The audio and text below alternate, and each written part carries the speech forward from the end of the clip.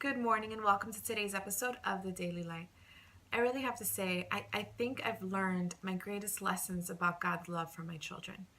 Because if I could love those two little guys so much and so deeply, I can only imagine how God feels about me, how God feels about you.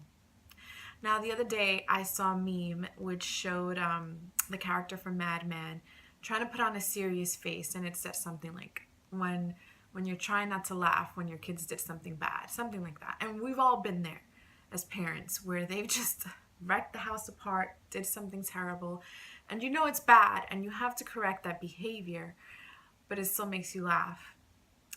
But that's one level of things. Sometimes our kids do things that do hurt us, that are terrible because we're worried about them.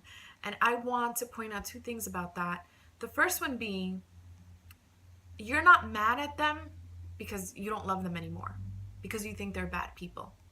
You're mad at them more because you know that they're headed down a path in which they could get hurt. And that's what concerns you. You're not concerned about, oh, they're just horrible people and I don't want them in my life. Never, never. That's never how we feel about our children. Every time we reprimand them, correct them, get angry with them, it's out of our concern and love for them. And the second thing is the love for them. It doesn't go away. It probably increases because then we start to worry about them more every time they do something. So again, if that's us and how we feel about our children, imagine how the Father feels about us. He loves us even more deeply than that. And it's crazy to think sometimes that you have to stay away because of sin. Because it's not God that wants you to stay away. It's your natural inclination. It's that guilt that makes you kind of turn your back and think you're not worthy. If you feel you're not worthy, then you're not going back to the Father to be healed.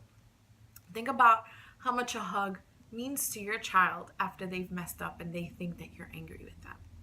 Like, they start crying because they want your approval.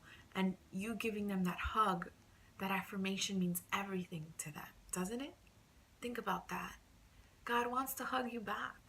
God wants you to come back. There's nothing that you could have done that will ever make him turn his back on you. There's nothing you could do to ever make him feel like you're not worthy of him. On the contrary, he wants to heal you.